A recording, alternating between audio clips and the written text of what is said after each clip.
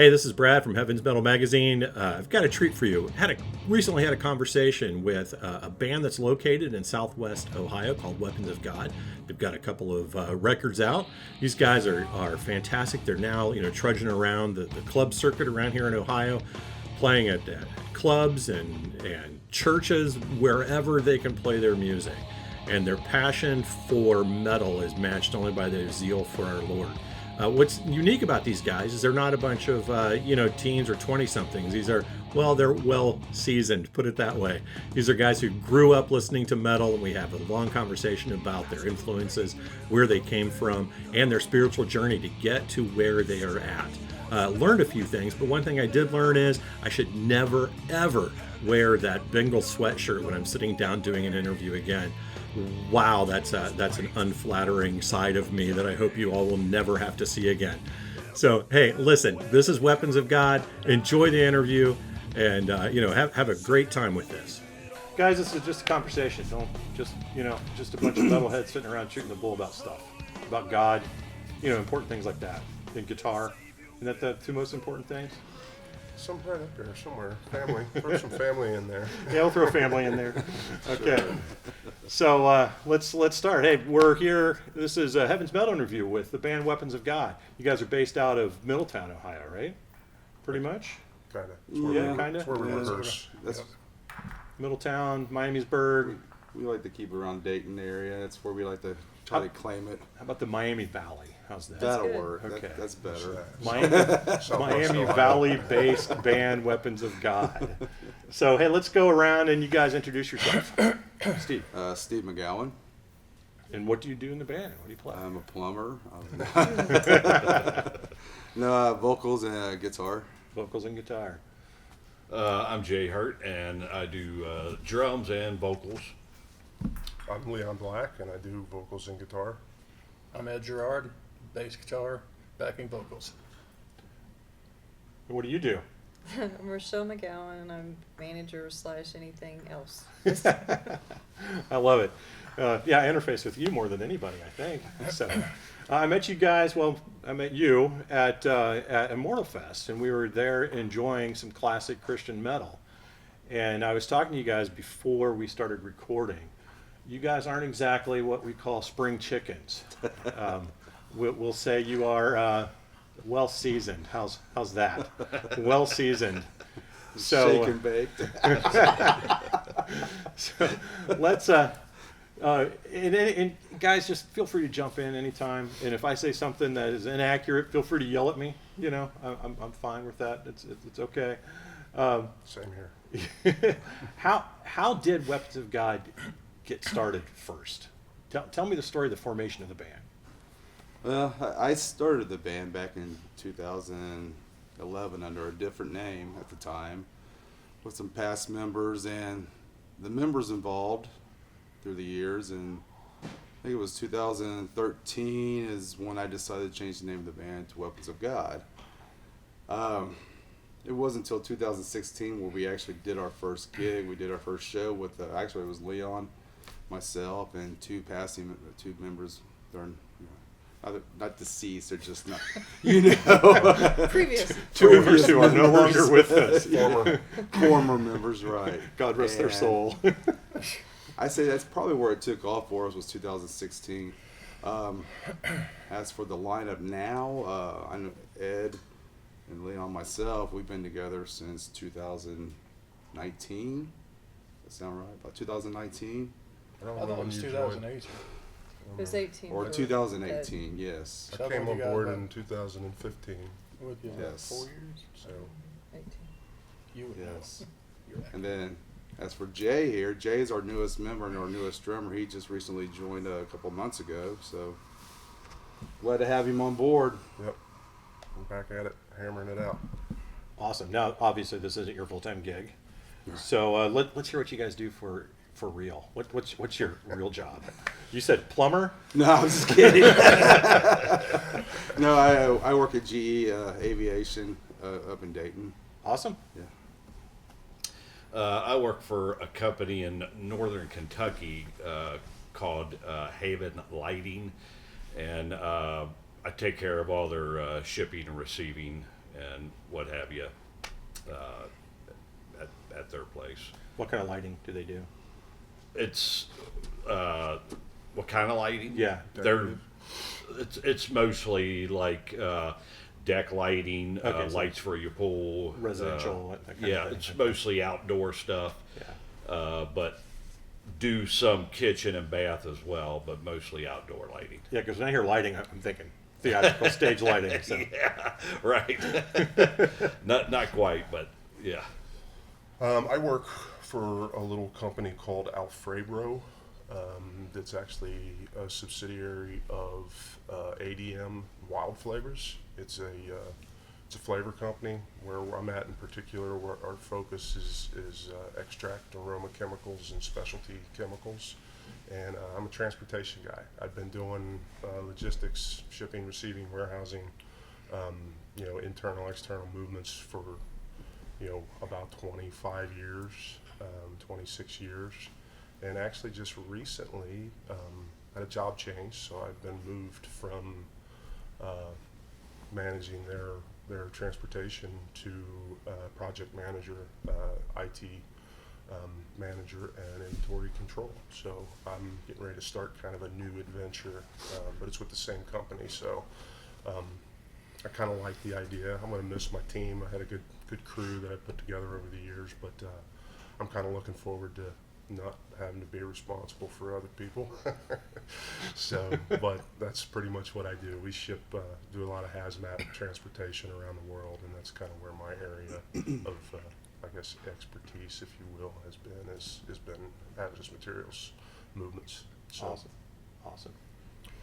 I am a Class A CDL driver, drive a big rig, shuffling back and forth a lot of car parts, working for Spears Transfer and Expedite. Two of our biggest accounts are Honda and Molly, so a lot of time is spent, running back and forth. A lot of Ohio, some Indiana, some Kentucky. It just varies with the run. So we just came out of the slow part of the year. Everything was shut down for the holidays, so it was really, really quiet. But now we're slowly but surely getting back to it. So Well, God bless you, man. The last few years have been tough on your industry. yeah, Yeah, real tough. Jeez. so been doing that for a while.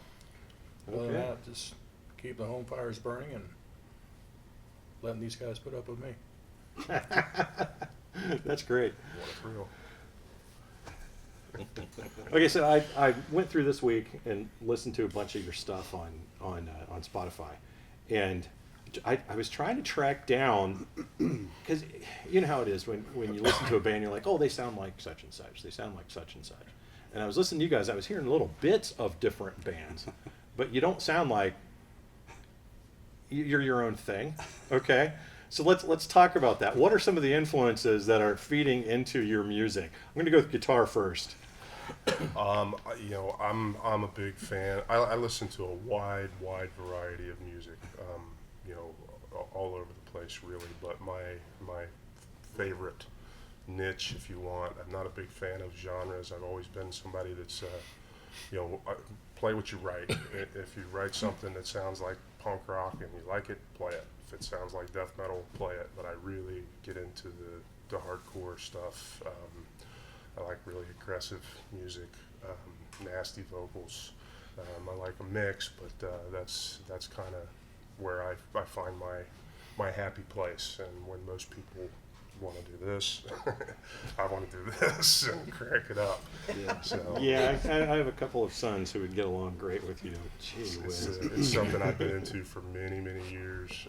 My kids growing up were always kind of weirded out by the fact that their old man was a metalhead, but their friends loved it. They thought it was great, and kids just thought I was strange. So, but that's my influences. But I'm also, I'm very open to pretty much anything anybody writes. I like all kinds of music, so I'm happy to play, whatever it is, as long as it's not terrible. Okay, so top three guitarists. Guitarists? Yeah, off the top of your head, top three. Not a big lead guitarist guy. If I had to say, one of my earliest influences that made me want to play guitar was Jimmy Page. When I was young, I spent a lot of time watching The Song Remains the Same over and over and over again. But then really outside of that, I'd have to say probably Oz Fox, Michael Sweet from Stryper, just because that was some of the earliest Christian metal that I was able to get a hold of. David Zafiro from Bloodgood. So there's three. There's probably plenty of others. I always give props to Rex Carroll, amazing guitar player, but not anything that I've ever thought, well, I want to play like that so much. It's just more of a wow, that guy's really good. So I don't do a whole lot of soloing, at least unless I'm solo by myself. Right. I like heavy rhythms, big, meaty, chunky, full rhythms is what I like guitar wise. So Let's go drums. Kind of like Leon, I listen to a wide variety of different genres. I mean, starting off as a kid, it's like half the family listened to classic country, like your Merle Haggard and your Waylon Jennings and stuff like that. Then the other half listened to like oldies, Beach Boys, the Beatles, Elvis, Motown stuff. So I was getting the best of both worlds, so I started off listening to a lot of that stuff. And my mom, she was kind of the type of person that if you didn't listen to, the Temptations or Elvis, you were listening to devil's music. So that's all I knew was, that kind of stuff. And then I guess I was, getting into high school when a friend of mine, a childhood friend of mine, said, "Hey, you ever heard of Def Leppard? You ever heard of Motley Crue? You ever heard of Scorpions or Van Halen?" I'm like, what's that? Who's that? So this childhood friend of mine just immediately got me involved in listening to hard rock and metal, and I was hooked. And I remember, buying cassette tapes whenever I had a few extra bucks in my pocket, and cranking up Ozzy Osbourne or something like that, and my mom would have an absolute fit. What is that noise? What are you listening to? I'm like, but I like it, but I guess I was influenced by many varieties, many genres, but I guess when it came to your hard rock, your metal, I guess Van Halen was one of the earliest ones, and I'm still a fan, just because Van Halen kind of had that. When you listen to them, they had that everything's fun and everything's a good time and make you feel good. The David Lee Roth era. Yeah, the Right. David Lee Roth era. Yeah. It was kind of like a kid walking into a candy store kind of feel, I guess Van Halen was to me. But I loved other groups like Queensryche. Listened to a lot of Iron Maiden and Judas Priest and Scorpions. So, I listened to a lot of those guys as well. And listened to a lot of Deep Purple, another great drummer right there. But I think drumming influences early on were guys like Tommy Lee. I think he was a big influence for a lot of guys. But Alex Van Halen, so many of them. I mean, there's so many guys that I could go on forever. Stuart Copeland, from the Police. You know, like I said, I listen to all kinds of stuff. But I guess later on I started listening to more Neil Peart and Mike Portnoy, Yeah, they're pretty good. more progressive type of guys. Okay, Yeah. So I noticed that it's going to Yeah, be fun watching the video back. Just a You little said good. you said I listened to Queensryche. 4 of us in a row all went. that great band. All the musicians were great. Everything was great about those guys. And they still are. Their new stuff is really good too. I had a lot of, I mean, like he rolls those things off. I've got an older brother, so really my introduction to metal was from my older brother. You know, a lot of Van Halen, Priest, Queensryche, Thin Lizzy. I remember was somebody he listened to a whole lot. So, but I was pretty young then, and there's only certain things I could get away with listening to in my household. So, Yeah, no, I relate to that.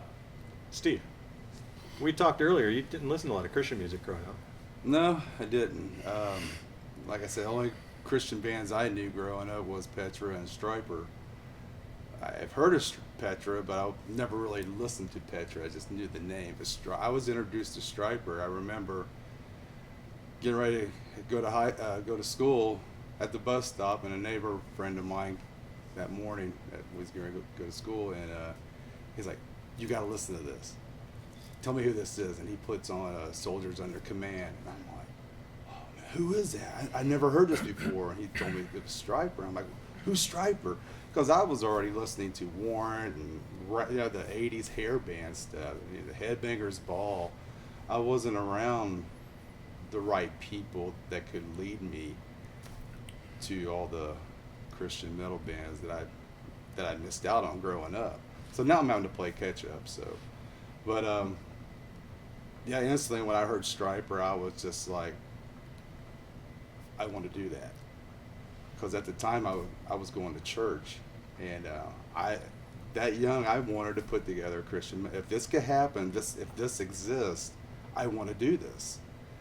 Of course, you know, this is like 85, 86 probably when that album came out. And Yeah. so it took me a long time to get there, but But you got there. I got there, yeah, you know, but influences wise, I was brought up around big band music, classic country, Elvis, yeah, and it actually took, you'll probably think this is funny, but the first band I really liked was the Monkees. I wanted to be Mickey Dolenz on the drums. That was my purpose right there. I wanted to be a drummer. But you saw them on TV though, right? Right, I saw them on Yeah, TV. yeah. I thought they were fun. I loved the songs and everything else. And it was in 5th grade. A friend of mine in 5th grade, he introduced me to Kiss. And I was like, whoa, what is this? You know, the makeup, the costumes, and till this day, I'm still a big Kiss fan. So, but growing up, it took me till 7th grade. Growing up, being a Kiss fan at young, I wouldn't listen to nobody else either. There was nobody better than Kiss. classic Kiss Army. Yeah, right. And the only band. the funny thing is, it took a neighbor of mine Christmas. She brought me a Blizzard of Oz, Ozzy Osbourne album. You know, and here I am opening this album, and I open it, and I'm like, you know, like I said, I was raised in church, and I'm seeing this upside down cross. You know, here's Ozzy on the cover. I'm like, what is this? You know, and she's like, oh, this is the hottest album that's going on right now. I'm like, who is this? Like I said, I had no clue. I wasn't familiar. So I listened to it, and the first song I hear is Over the Mountain, those drums that come in.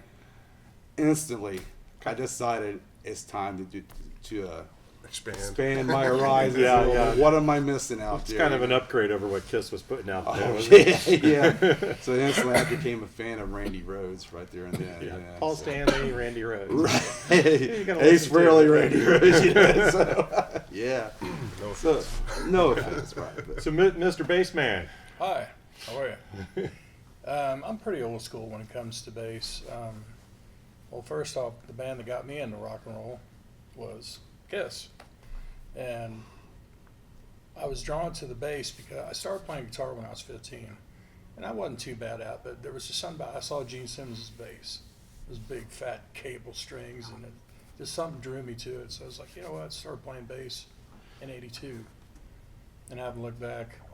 I'm pretty much old school as far as the '80s bands, the British bands. Iron Maiden is a huge influence to me. Steve Harris, I mean, undeniably one of the best around. Let me see, John Entwistle from The Who, Mr. Thunderfingers. Yep. He I played mean, what can you say? like this. All four fingers just going at it, just Like sticks. so effortlessly. I mean, he's flowing on the strings.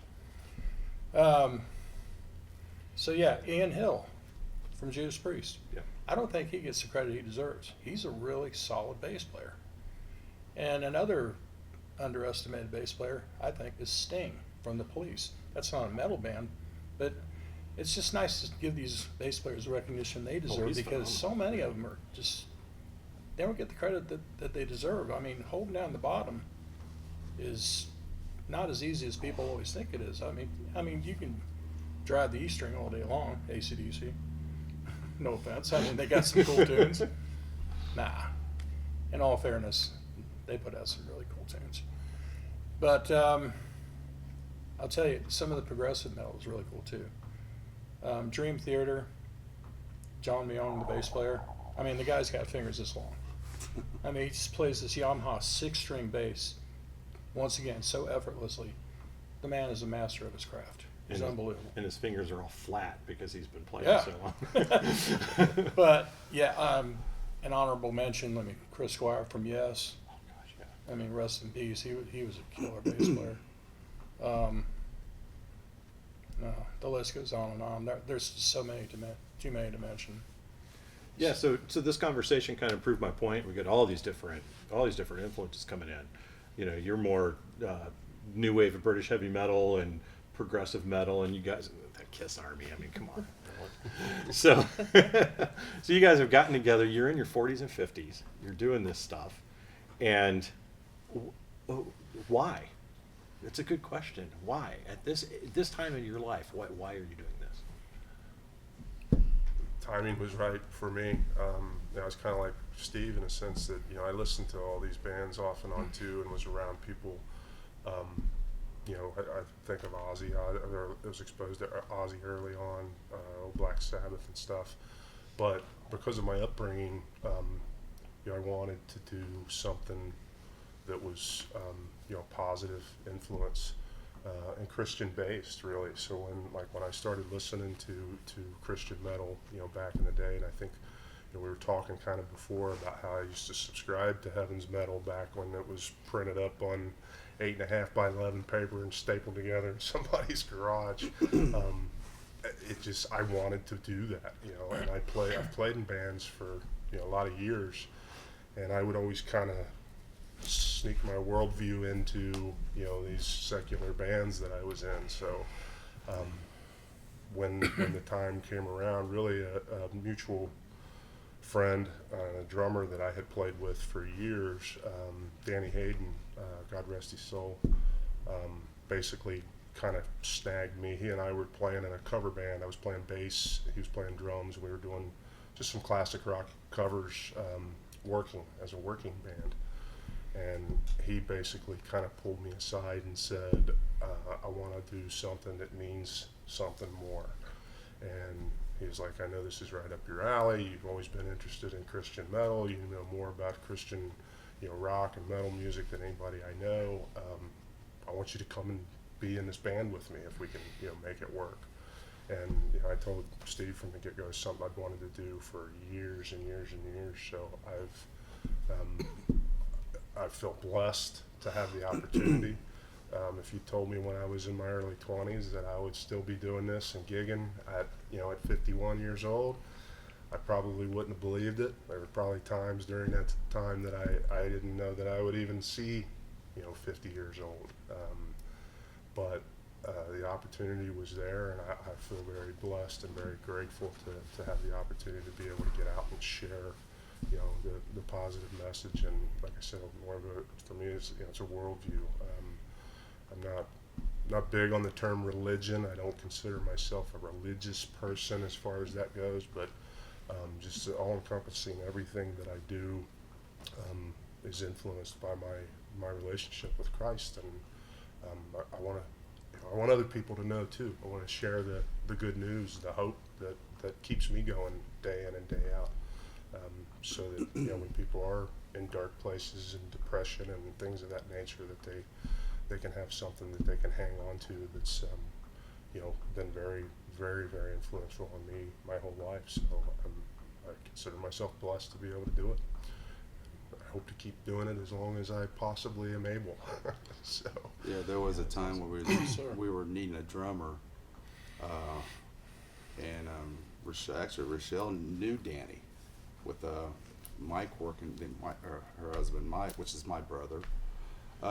Mike and Danny worked together, and reached out to him, see if he was interested in drumming, and what was his? He said, He said, I want to be in God's army. so It's- he he'd came actually down. he'd thought about it twice, and then the second time is when it stuck. So he came. We gave him some songs to learn, and he listened to them. Came down, tried out. He actually brought Leon with him. Danny shows up with this. It looked like to me like a rock star drum set, like the toy game thing. I'm like, what is that?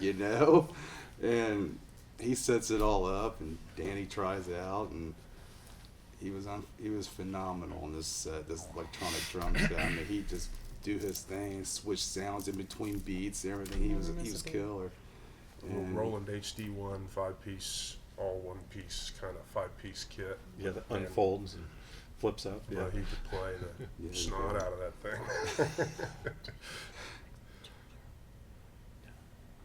I think it's. Hey, Ruth, did you restart that one? Okay. No, we're fine. Yeah, we're fine. Let's see. So we're talking about why you guys are doing it. So I have a question, and I didn't tell you up front because I wanted to get a spontaneous reaction. My wife and I have been involved in several churches where worship means one thing that we think means another. When you guys are playing, you're out there wailing, and you're playing a screaming lead, and you're chunking away on whatever you guys are doing. Do you see that as more of an act of worship or performance? I think it's all worship, I'd say a really. little I bit of mean, each. in a sense, but it is some of each. I mean, I've never had as many years as I've played music, I've never had a desire for fame or anything like that. I just like to play. I really just like to play. I enjoy sometimes jamming, in the room with just a band almost as much as I do playing out live.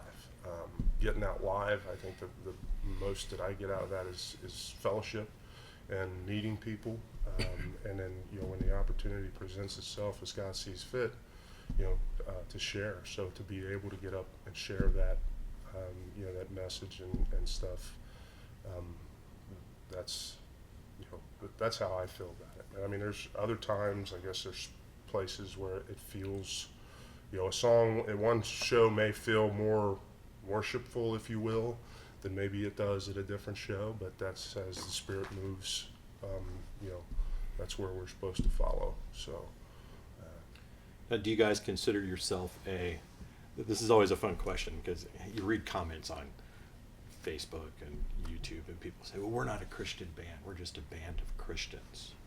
Are you guys a Christian I rock thought that band too. or are you just a band of Christians? Christian metal band. Good. I'd like to hear that. Yeah. I mean, it's the music. To me, that's what the music is for. It's Christians in a band. It's fine.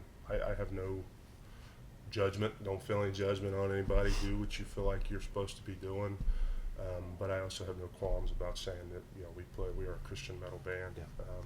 So that's how I feel about it. And again, it's one of the things that made me want to continue on with it after I got involved.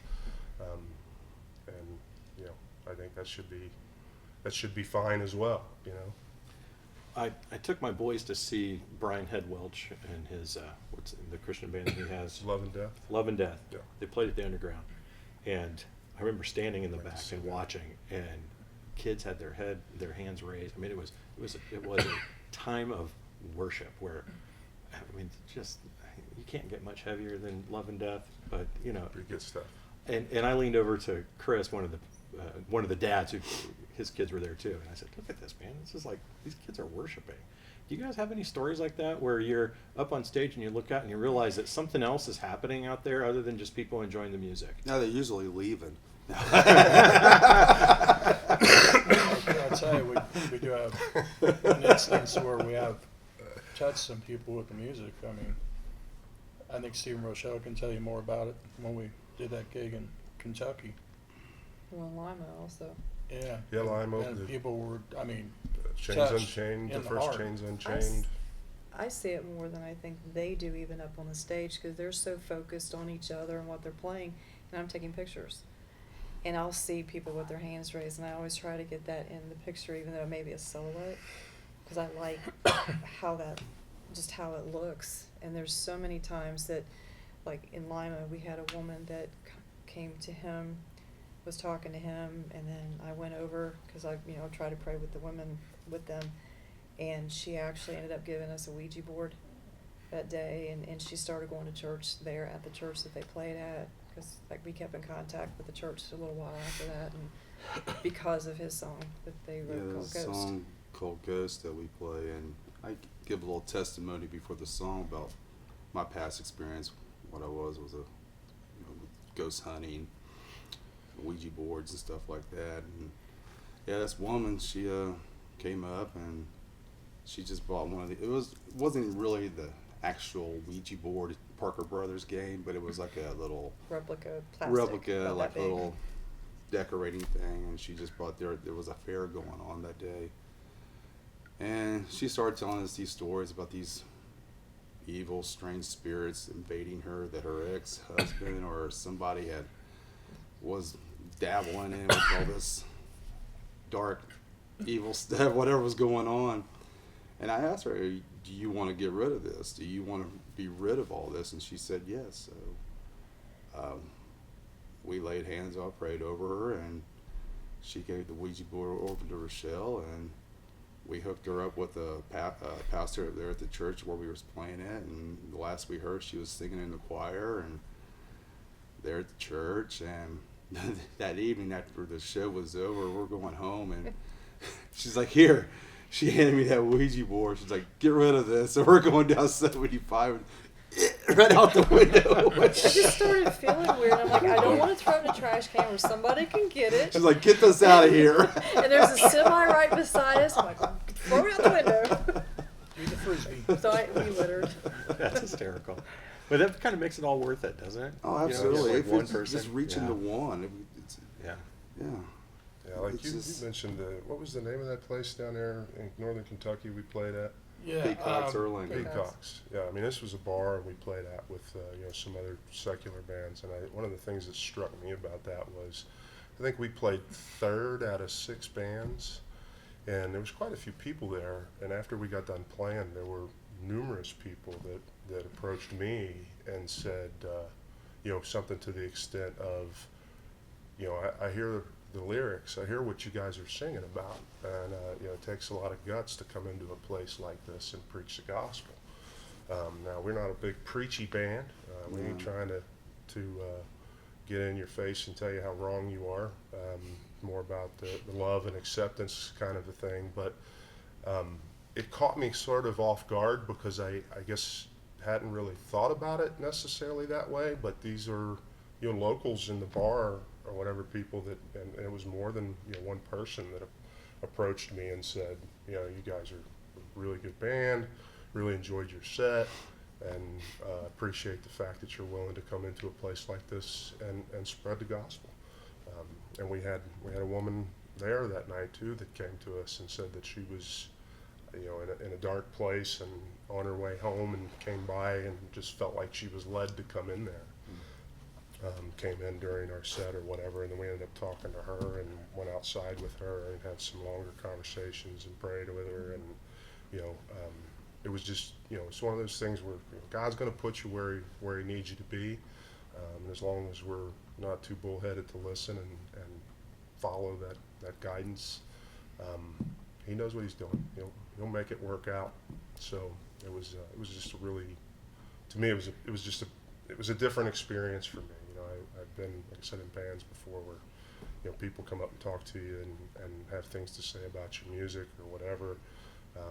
But for that to be recognized in amidst the, not just any music, but that it was, that they recognized that we were, spreading the gospel. And it was really the same with the bands that we played with. They were very accepting, very understanding, very supportive. And it was a good time.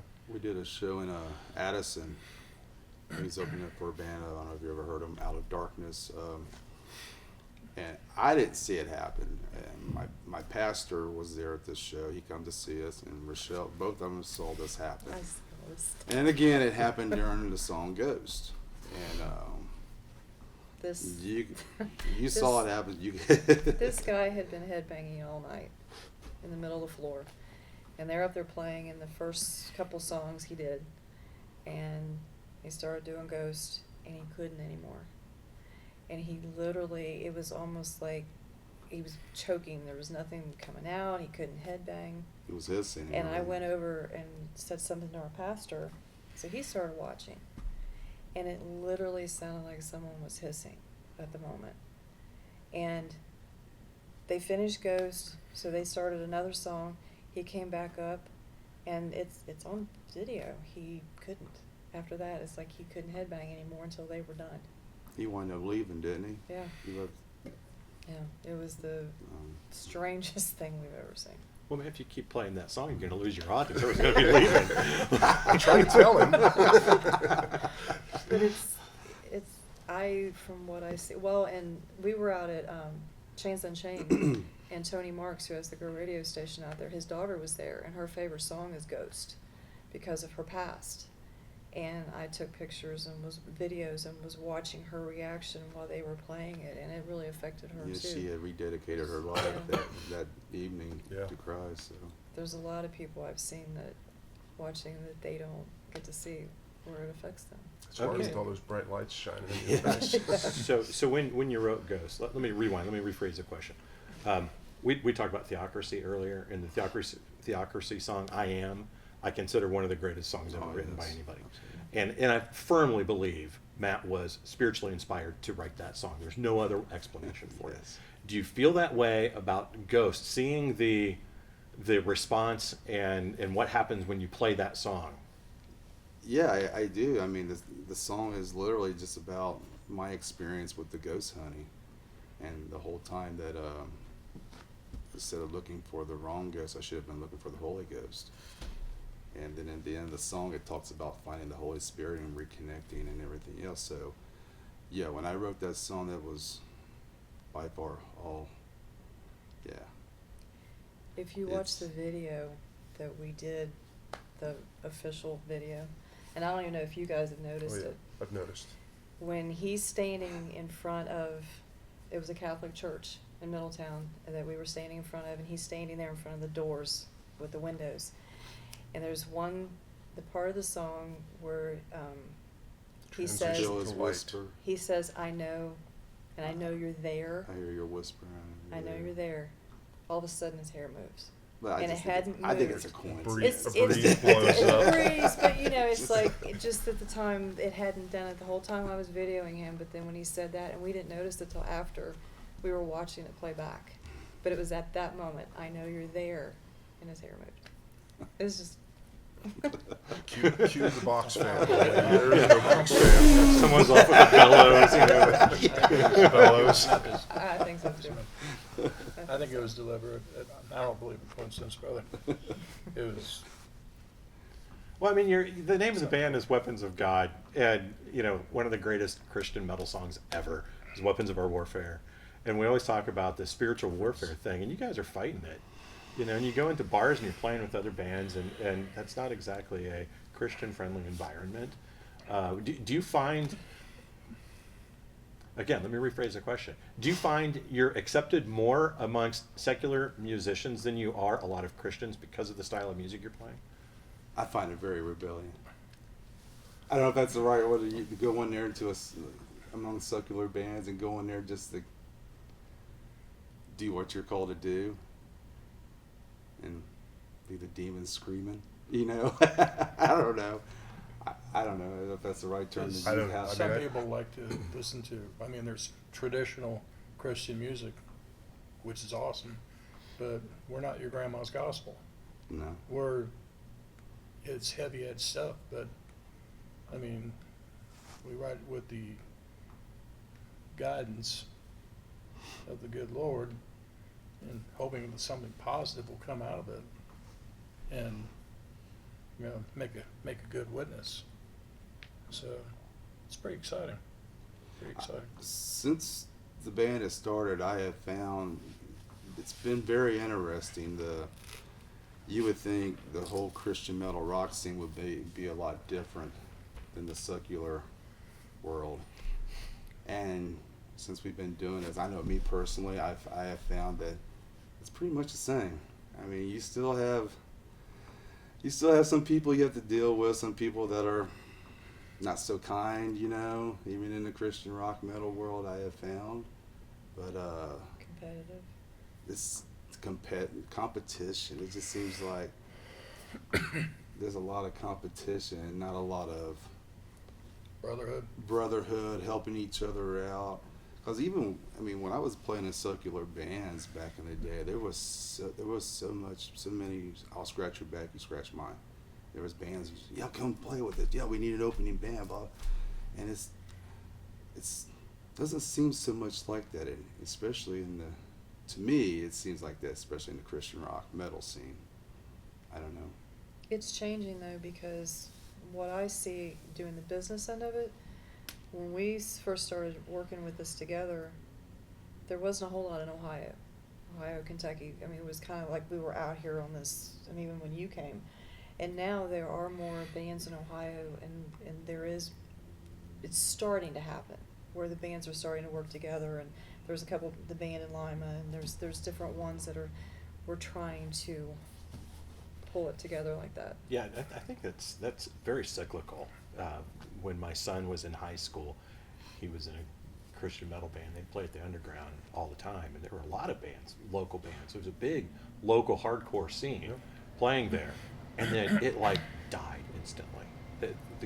All the kids went off to It's college. not even open anymore, is it? No, it's not. It's a Place church. down by Dave and Buster's.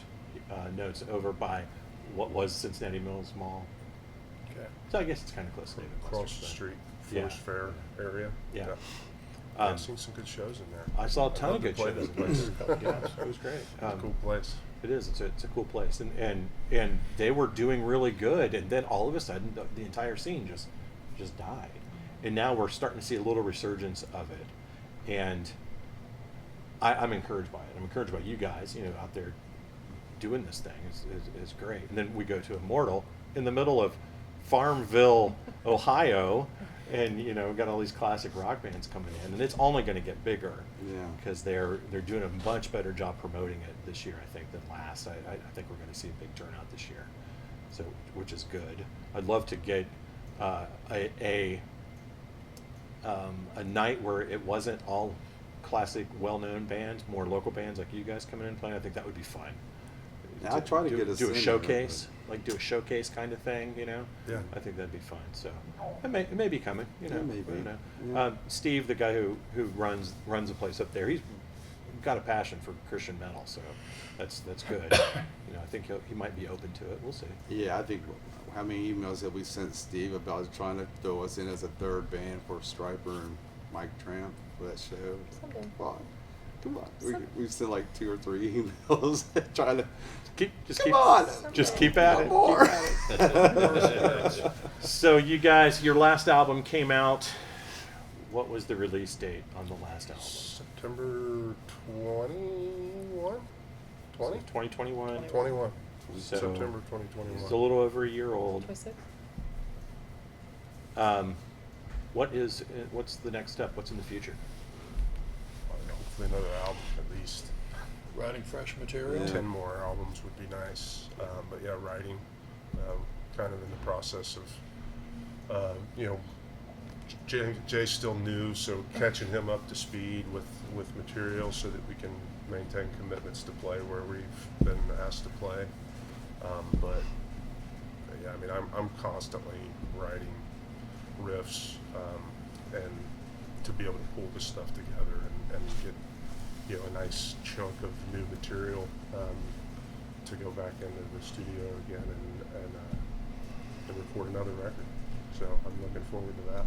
Yeah, we're throwing some ideas around here and there, so hopefully sometime this year we'll have a new one out. Same musical direction? Are you guys gonna? Oh yeah. Yeah. Yeah. See, that's the thing about with us. We have been told, we've heard that we need to stick to a certain type of genre of music and everything else. Story of my life, music. Yeah. I hate Yeah, that. and I mean, when you listen to our stuff, and one song sounds like Maiden, one may sound like Striper, and one may sound like, well, like, I don't know if you, like, Fame Dimension is a great song. Leon wrote Fame Dimension, and he had the whole song scenario. I love the scenario behind that song. The song And just those- kind of, the way it was put together musically, and again, I did not write that song. I wrote it, was involved with a band I was with at the time. And the song it talks about, Fame Dimension, fame meaning fake or false, where people kind of surround themselves with their fake reality to sort of portray themselves as something, when really what they're doing is hiding themselves. But musically, even the way the song was written, it kind of transitions from kind of this heavy sort of thrashy intro to more of a mellow verse, and then there's these breakdowns in the middle that kind of portray that sort of, fake or poserish attitude where there's like a real driving, we always referred to it as the Sepultura part, and then it breaks from that right into this hair metal riff.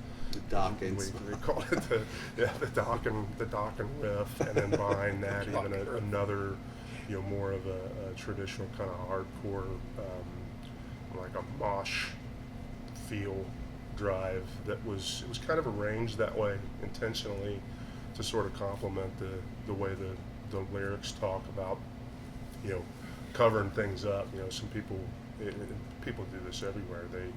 They pretend, sometimes without even knowing that they're pretending. And the song basically just says there's a lot more than what meets the eye here. It's not just about your persona that you put out there. Oftentimes, people they're so real. I want to be real. I want to keep it real, and in reality, they're hiding, that hole in their heart that is really conviction, I think. And people don't want to admit to being weak or to needing, that kind of a fulfillment. Especially in the metal world where everybody's focused on being, can't smile, you gotta look mean all the time. And that kind of, I think what Steve's getting at there is like kind of the arrangement of that, where the music actually tells part of the story that the lyrics is also telling, so it all kind of works, together to get a point across, I think. So, but yeah, I mean, if these guys aren't as much into the death metal type stuff as I am, but I'm gonna try to keep pushing some of that influence in there. So, we need to write some real bangers, as they say. I said I'm getting to the age now where I just can't play as fast as I used to play. Age catches up with you, but I think I'm excited about where this can go, and about bringing new material on and keeping the whole thing rolling as God sees fit. So We got a healthy mix here, as you can see.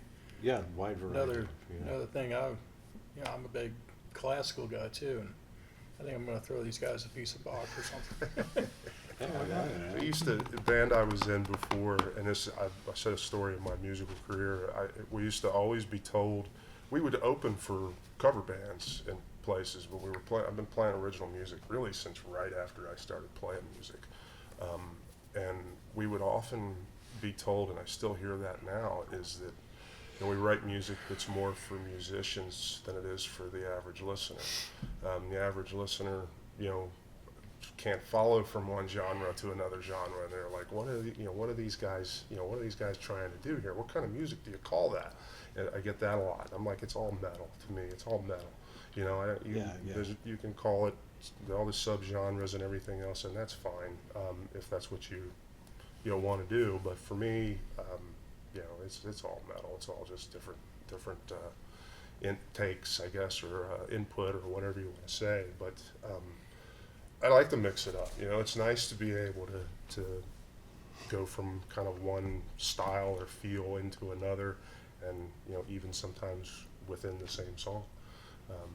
I think it keeps things interesting. It's challenging in a sense, and I like to keep challenging. Hopefully, challenge the listener a little bit too, to pay a little closer attention to what's going on lyrically and what the message is all about. So Yeah, well, the bands with the longest longevity have mixed it up. You look at bands like Queen, even Metallica, they change stuff all the time. And the old school Metallica fans hate that, but I think it keeps it interesting. I do too. You know, Extreme, fresh, yeah. Extreme is another great example. You're talking Exactly. about music for musicians. King's X is like the ultimate example of that. Yep. You can't tell from one There's a album to man. the next what they're going to do. Right. And there's fans that just can't get into that. If you change it on, it really messes with the. with their chi. Yeah, Yeah. because I can More remember traditional. when Yngwie Malmsteen first came out on the scene, and I just thought, oh my gosh, this guy is phenomenal. I was turning him on to my friends at school, and by the fourth album, it was like, it was just this, I'm like, all right, dude, this is. Yeah. But Try it was something fresh. starting to get stale, Yeah. and it was like, it needed to mix it up because it was the same old. And to me, it was. Now when Metallica came out with the Load album, people lost their minds over that album. They're like, oh, they cut their hair, they can't play no more now. And it's they're not like, Samson. this They is a cut their really hair. good album. They changed it up. I really liked it. No, it's not like Ride the Lightning or Master of Puppets, but it was still a good album. They could show what they could do Yeah, besides. in the Christian world, Deliverance is another band that Yeah, they did exactly. thrash, and then Camelot and Smithereens came out, and everyone was like, "What's he doing?" going on? He's And like then playing what a David. joke. It sounds like David Bowie, and it was like, but it was great. It was great stuff. Yeah. I think as a musician, you like to mix it up to keep it interesting, Yeah. and the average listeners, I think, they don't want to mix it up. They want to give me that same album that you did the last 10 times. If it doesn't sound the same, then you're not the same band. You're not being true to your calling or whatever. And it's like, look, we want to challenge ourselves too.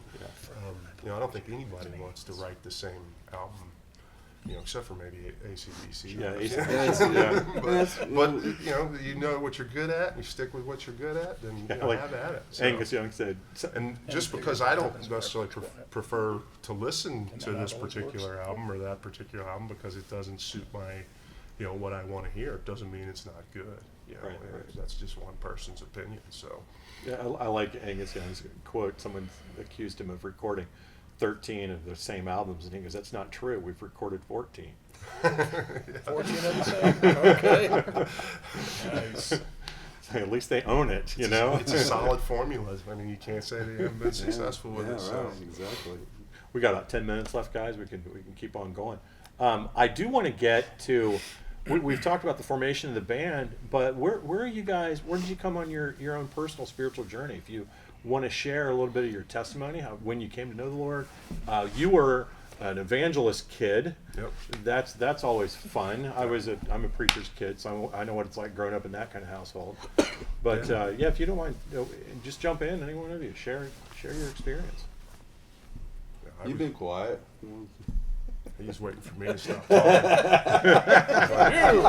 You wait for me to shut up. We'll be here all night. We only got 10 minutes. Gerard I Workwood was- says I have more words than anyone she knows. That's true. I was brought up in the Catholic Church. It's one thing that really hit home with me is a dear friend of ours got killed in a car wreck back in 1987. And it really, I mean, it just really started getting me thinking about, my own mortality. And it's like, you know what? The Bible's true. The life is like a vapor. You could be here today, gone tomorrow. I really started diving into the Word, and I mean, there's times I get a little lazy and complacent. I don't read as much as I should, but I need to do better with that. But it's just the fact that knowing that God's always there for you. He's always ready to help you in anything you need. And I'm big into some of my favorite preachers I listen to are like John MacArthur, Charles Stanley. I love those guys. I mean, it's just so inspiring to hear something not only uplifting, but it's like the Word is true. I mean, don't take anything away from it. Don't add anything to it. Or what's it say? You'll be cursed. And I'm a NIV Bible guy. Now, I don't know. It's just going through that situation with my friend dying. It's just, I don't know why it just hit me harder than I thought it would. So that was a time for a lot of reflection, a lot of summing up where's your life going, Ed? What do you want to do with yourself? And all this. And so it's hard to put this into words. Just the prayer life. I knew the prayer life had to get better. I was lazy at prayer. I was lazy at reading. So I finally decided, you know what? I got to get with the program. And the reason I say all this is getting with the program. Sure, I still got ways to go. We all do. But the fact that it led me to good people who could encourage me, who could uplift me, and I could do the same for them. That's such a blessing. It really is. And now to know these fine folks, these guys have been huge. Not only friends, brothers and sisters in Christ, but it's just, this is a team. It's military. We're soldiers. Okay. This is huge. I mean, aside from the music, the spirituality, knowing I have friends I can go to, knowing I got friends who love me and support me, that's huge, man. Because this world is so dark and broken. I mean, everybody needs this, whether they know it or not. Everybody, the Bible says every knee shall bend, every tongue will confess that Christ is the Lord. And we're getting to that point. I mean, I'm not going to, I can't, no one can predict the day or the time or anything like that. But that's just something that I guess when I get older and older, here I am. I'm the old fogey of the band here, being 61. But it really, really, once again, it makes you think of your own mortality. I mean, it's kind of scary, but then again, as long as you know where you're going, it's not scary. Because you're going someplace so much better. But in the meantime, we've got work to do. Mm-hmm. Right. We've got work to do. And it's just a privilege and an honor to be part of this. It really is. So, I spilled my guts. So. Bring a tear to your eye, Jay. Yeah, you're wiping away a tear. You were going, Stop. No, but seriously, these guys and girl mean a lot to me. yeah, that's awesome. I tell you what, why don't we wrap this up? I want to tell you guys, this is refreshing, and I was hoping this is the way the conversation would go, because you guys are, like I said, not young guys trying to be in a rock band. Let's just make it Christian so we can make it happen. You guys are doing it for the right reason, and that is refreshing to hear. I like hearing that. Thank you. And has anyone ever told you look like Clancy Brown? Yes. Okay. Yeah. Yeah, I got that a lot. Can you look in the camera and say there can be only one. Okay, awesome. Thank you. I appreciate that. It's like only one of the greatest movies ever. It is a good movie. Actually, there was somebody that commented. I posted did our cover photo on the Weapons of God Facebook thing on the page, and somebody commented, had to do a double take at you. They thought you were Dale Thompson in the picture from Bride. Oh, really? Yeah. I haven't heard that one before. I don't see that. Yeah, I don't know. Just I've the heard a picture, few, but Clancy Brown, the Kurgan Yep. from the Highlander. When I was younger, I used to think, wow, that guy's ugly. I should take a second look at myself. But I began to embrace it. Start putting safety pins through your neck. You know, Oh, I know that was freaky. But yes, I've heard that quite a bit. It's funny. There's and this is like way off topic here, but like at my work introduced an online program to order safety glasses. Okay, they provide safety glasses, and I have prescription glasses, and they want you to send a face picture into this website so that they can use it for fitment and all this other stuff. I'm way too paranoid to be putting my facial recognition images out there. So I snagged a picture of Clancy Brown and used that as my photo for safety glasses. And no one even noticed, No one right? even noticed it. No, they didn't even notice Just it. use one of those yellow smiley faces. I get mistaken for Brad Pitt all the time. Constantly. That's it. It's getting old, people. Say Brad Pitt's dog walker.